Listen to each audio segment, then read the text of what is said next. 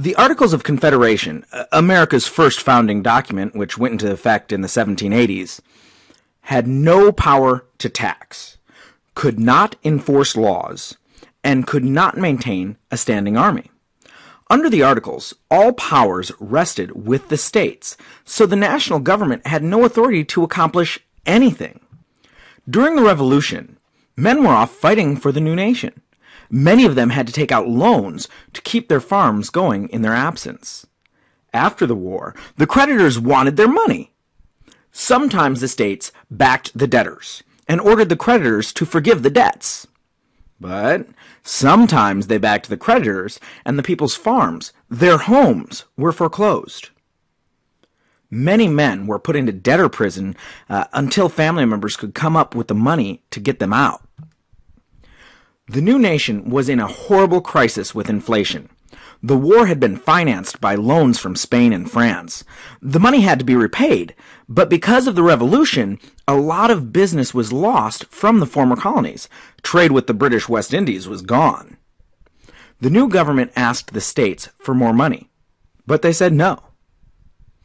The answer was, print more money. But of course that never works. It made the money less and less valuable. So now the people had fistfuls of worthless money. So now you have all of these farmers who had fought in the Revolution, unable to keep their farms. Now they cannot feed their family, and they have no property, which at the time meant in most states they could not vote. As this was happening, people turned to the leaders they had in the war. One of these leaders was Daniel Shays of Massachusetts.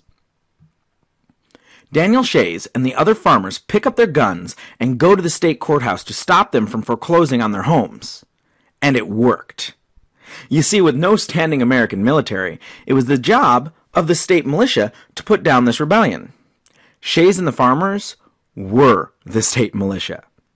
Under the Articles of Confederation, the new government couldn't raise revenue, couldn't enforce laws to help the people, and did not have the power to forcibly put down a rebellion.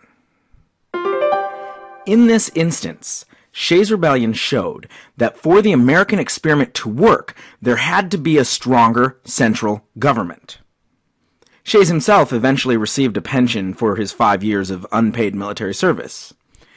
Still, he actually ended his life in poverty as a heavy drinker. But due to his actions in Shays' Rebellion and other similar movements, the weaknesses of the Articles of Confederation were seen, and a convention was called to create the U.S. Constitution.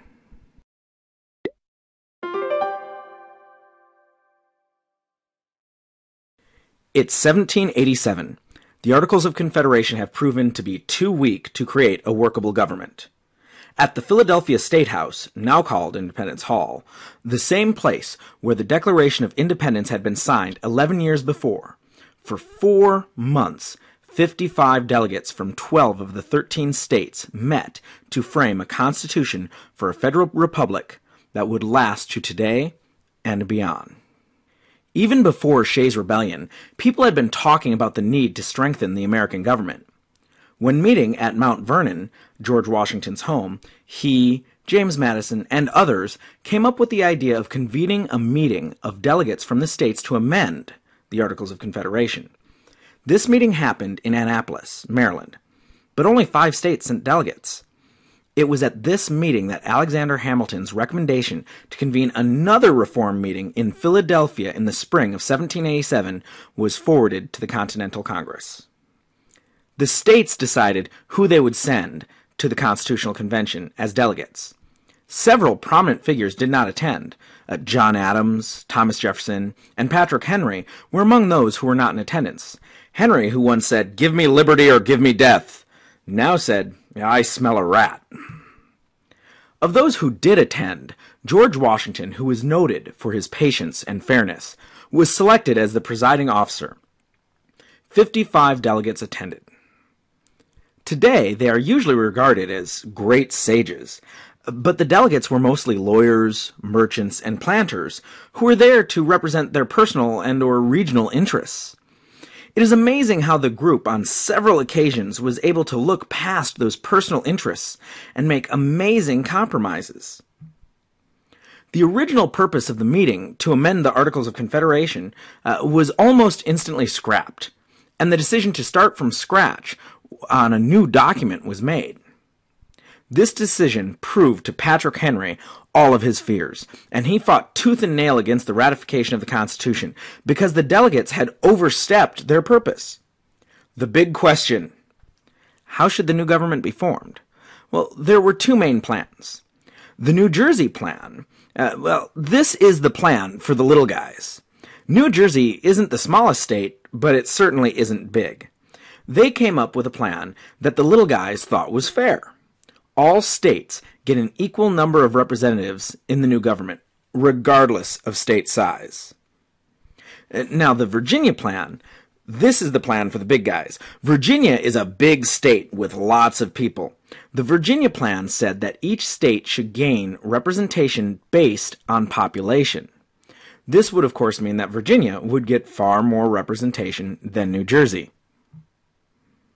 The Great Compromise. The answer was really quite simple. Two separate houses would be established, one by population, as wanted for big states in the Virginia plan, and one where all states get equal representation, as wanted by the little states in the New Jersey plan. This compromise is why today we have the Senate, with 2 senators for each state. We could call it the New Jersey plan, Senate or House. And the House of Representatives, which has each state's representatives decided by population, we could call the Virginia plan House. Of course, today Virginia has 11 representatives. It doesn't seem that big next to California's 53. Of course, there were many more sticking points at the convention. One dark stain on the Constitution that has to be mentioned is the 3/5 Compromise. Although the South did not want any rights for their slaves, and wanted slaves treated as property, they did want their slaves to count as population when deciding their representation in the government.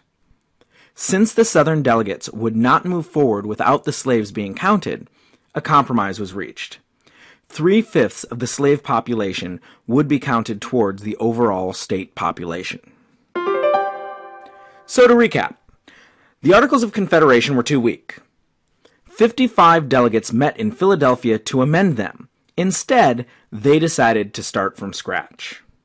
The Great Compromise was reached between the big states and the small states. The proponents of the Virginia plan got what they wanted in the population-based House of Representatives, while the proponents of the New Jersey plan got what they wanted in the equal representation of the Senate.